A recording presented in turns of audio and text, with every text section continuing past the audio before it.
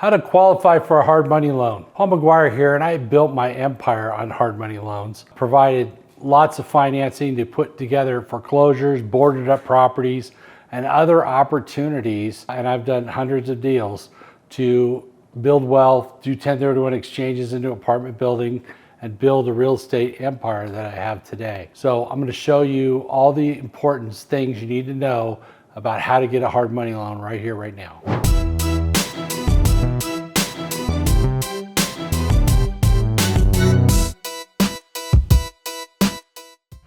So what does hard money loan mean? Hard money basically is actually the easiest money. It's not the hardest. It's ironic they call them hard money loans. I've done deals in as little as 3 or 4 days with hard money loans, where an institutional lender may take 3 to 4 weeks, 5 weeks, 6 weeks. So one of the beauties of hard money loans is speed.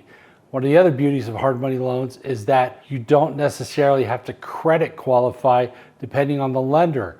A lot of times they're just looking at the property and what you want to do, the value now, and that what's called the ARV, the after repaired value. So when you go to get a hard money loan, first of all, how do you get one? You go on Google and you find institutional investors like Corvest, for example.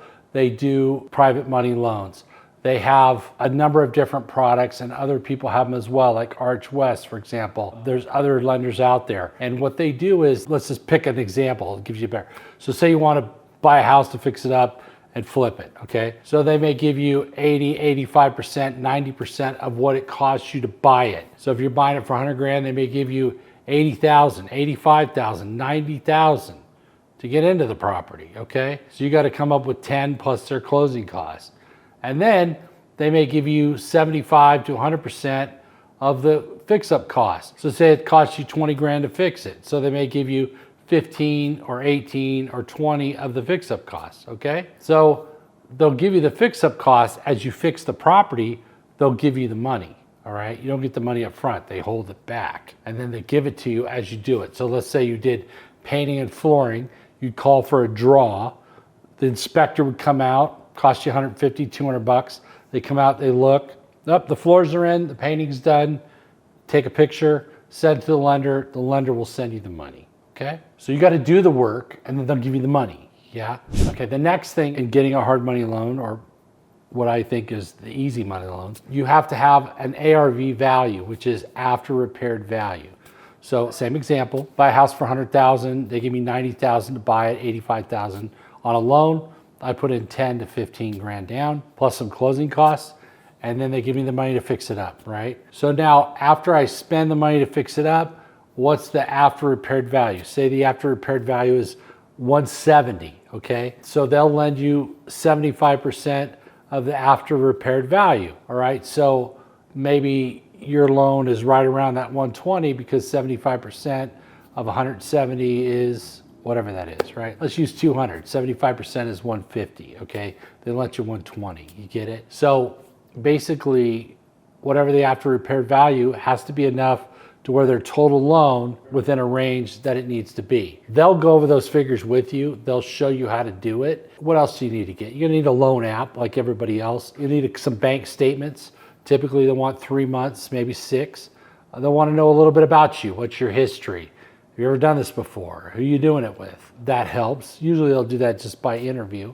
And then they'll wanna look at your, or may not, but typically they wanna look at your credit. Even if your credit's bad, they may still be able to do the loan, but you just may pay a little more, okay? And while we're talking about paying a little more, I want to tell you something very important about that. But before I do, like, subscribe, comment if you've got private money loans, and tell me what your experience has been and how that went for you.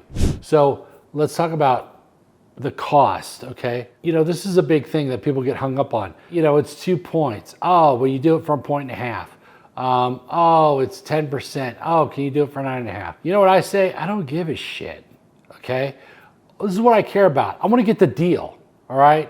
I want to get the deal, okay? And if getting the deal means I got to pay an extra couple grand, I don't care, because I got 30, 40, 50, 80, $100,000 I can make in the deal, and I'm walking over, you know, dollars to pick up pennies. It's stupid, okay? So my experience has been this: private money guys and gals, hard money guys and gals, those companies, They need to make money, okay? They got overhead, costs, and all that stuff. If they're not making money, they're not lending you money, okay? They need to make money, all right? The title company needs to make money. The realtors need to make money. Everybody needs to make money, including you. But you can't get in a position to where you want nobody to make money but you, okay? That's not gonna work, all right? I call my private money guy. I just bought a deal, an assignment deal, hard money guy. I called the guy, gave him the address. He looked up the address, okay? He told me, yeah, we can do it, right? And I had a loan approval the next day with the summation of what they would do, right? Formal loan approval comes after the appraisal and after underwriting, but I'll probably close that in about a week and a half. Beautiful home in South Lake Tahoe, okay? Buying it for about a little under 800,000, and repaired value is around $1.1 million, $1.2 million, okay? So there's an example. What did it take to get a hard money loan from me? It took a phone call, right?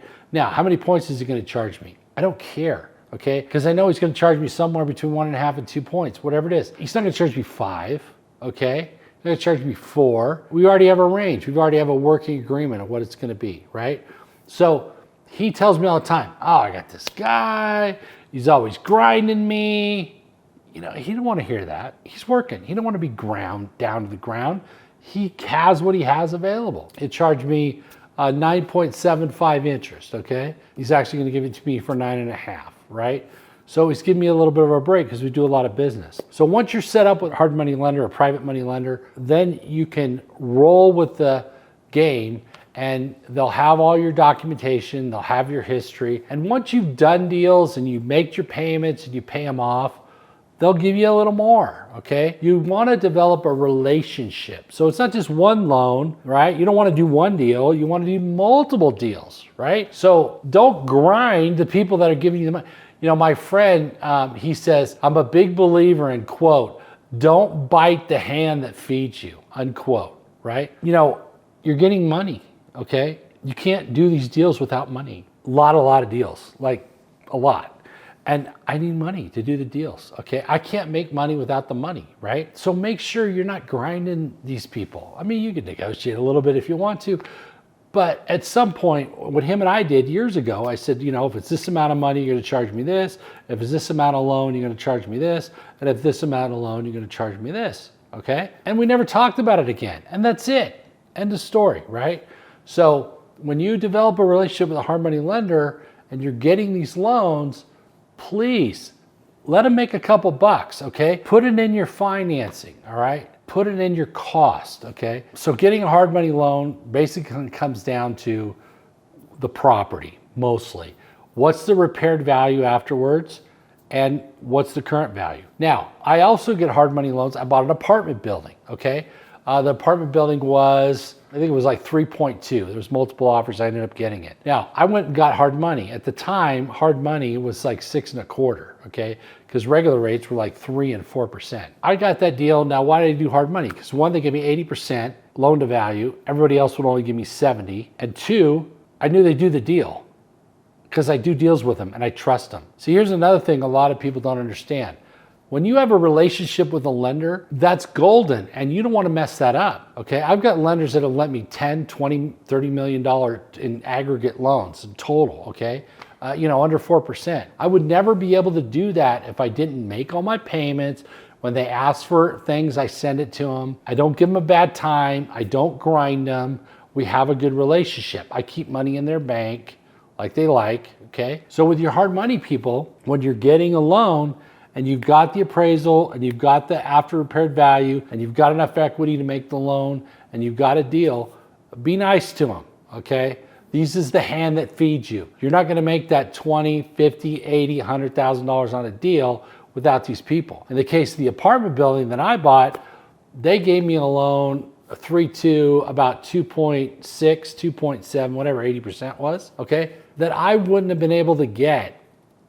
All right, I would have been through an institution and all this extra paperwork and my financials and all that stuff. They didn't need all that, okay? They had enough. We already had a working track record, okay? That property, after I stabilized it, I got the rents up, I did some work on it, that property appraised less than a year later for $4.7 million. That's $1.5 million upside. Okay, $1.5 million. I refinanced it under 4% with an institutional lender. Okay, think about that. All right. Would I have made the $1 million plus in equity without their money? Am I going to grind them for a point and a half? He's going to make 30, 40 grand on the loan. What do I care? I made $1 million. I would have made nothing without that loan. Does that make sense? So when you're getting a hard money loan, remember, and the reason I did hard money, one, it was easy, not hard, it was easy. Two, it was more loan to value. I got more leverage. And three, I had money left over to buy another building I bought for $7.3 million that they also, same lender, gave me the loan on that, okay? And at the end of the day, I refinanced that one too, and I own now both of them. So I was able to pick up basically 86 units, where had I not had the hard, easy money loan, I would have had one or the other, but I wouldn't have had both because I wouldn't have enough money to put 30% down on both. Does that make sense? You want to get a hard money loan, you could do it. You could call hard money lenders. Now there's another type of hard money loan. It's private money. Like, subscribe, tell me about your private money experience. And you'll see in the comments later that a lot of people have done a lot of different deals. And private money is a little bit different than hard money because private money may be like a person lending you the money and a broker who has the person lending you money. And I've done those loans as well. I just did a loan where a person lent me about $1.5 million on a deal at 4% interest in a market where it's 7% to help me out because I'd always paid them and I never gave them any shit, okay? I always paid them. And so they said, well, we got this income stream. I sold the building, I paid them down on some of their loan, and the rest of their loan I moved over to another property and they were cool with it. Why? Because they liked me, because I made the payment, because I didn't give them any guff, right? So the hand that feeds you, remember that. I'm Paul Maguire. We're talking more about financing and hard money in the next video, so I hope you watch it and stay with me.